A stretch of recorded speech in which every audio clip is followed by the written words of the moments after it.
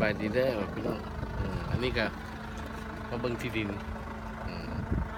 อันนี้ที่ดินเลขเก้าของซูซิวองเนี่ย1 2 ตอนเนี่ยคือ2 ตอนออกจากสวรรค์เขตประมาณ10 นาทีบ่ได้โดนบ่ได้ไกลเนาะแผนการมาซะแผนการอันนี้ก็ต้นไม้นี่ต้นไม้ก็อยู่แถวนี้ทางหน้านี่ได้บ่เจ้านี่นะเป็นบ่ดินเจ้าตัวนี้บ่เป็นบ่พี่ฮะไปมาผู้ใหม่ได้คนจะได้โอ้กูไม่นี่ได้ห่มผู้ใหม่ตัวนี้วะเพราะจะเข้าใจบ่อันนี้รักแน่อันนี้ทางอยู่ว่าทางนี่พูดทางต้นนั้นแล้วก็ทางต้นนี้บ่ทางตัวนี้ให้ระวังรักนั่นกับรักนั่นนี่รักนั่นกับรักนั่นต้นไม้อยู่ทางหลังนี่เนี่ยก็แสดงว่าของเฮาสิมาก็กกไม้นี่ก็เป็นห้องลูกสาวกกลูกสาวอยู่อเมริกามันเยอรมันมาเบิ่งดินได้นี่ได้พี่น้องนะดินแผนการว่าระยะยาวเลยว่าซะเพราะว่ารีทายแล้วเด้รีทายแล้วเขาก็มาสร้างเพื่อนสร้างศาลไว้เพราะว่าน้องนุ่งยังหลายเด้อยู่อันน่ะสวรรค์เขตนี่ว่าซะอันนี้ดินเพิ่นน้ำไผ่เพิ่นปั่นให้ก็ราคาก็เป็นกันเองว่าซะไปผู้อยากซื้อก็ยังมีอยู่เด้ยังมีอยู่เด้อติดต่อมาหาเราน้ำไผ่คัมปานีคัมปานีนามสกุลก็ละครคำเนาะบางคนเล่นเฟซกับอาซิโฮยักษ์เป็นดีเนาะว่าซะอันนี้แม่นเมื่อเลยพี่น้อง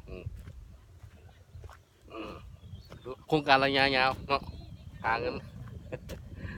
นมาซื้อไว้เอาเกมาเขาก็มาลิทายเขาก็มาเนาะเป็นบ่มาอยากเห็นแล้วอากาศดีสวรรค์เขตบอกเรามาเอานี้นะบ่าวไปบอกเราเอาต่อเขาดูวังนี่เด้งเอาแต่สีแดงหันสีแดงไม้สีแดงหันนี่แดงหันรักได้ด้วยเอาก็เขียนได้สนดินเราไปจักรักเนาะเบ้ได้ซึ่งมันพุ่นแหละสีแดงไปเขาใส่อันได้เสาพุ่นแหละเสาสุดพุ่นนะเสาสุดเสาที่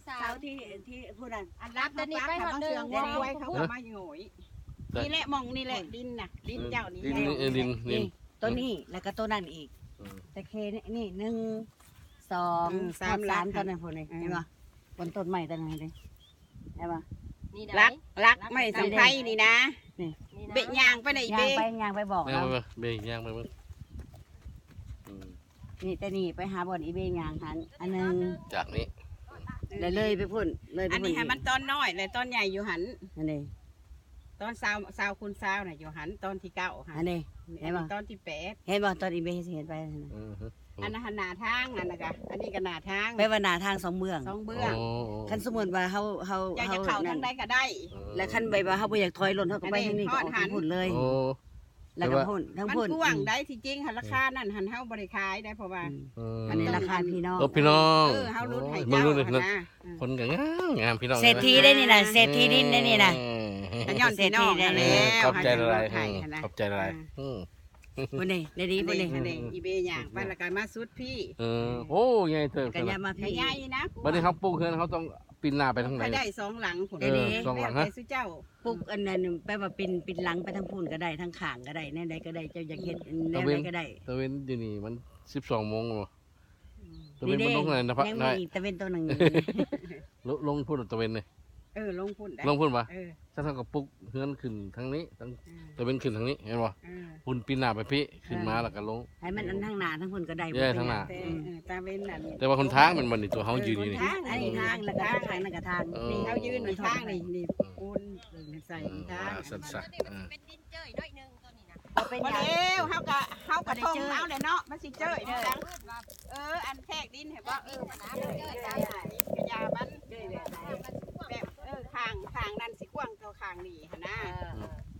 ของเขาเจ้าซื้อใส่2 อันแต่เด้มันก็กว้างเบิดแหละนี่ก็ได้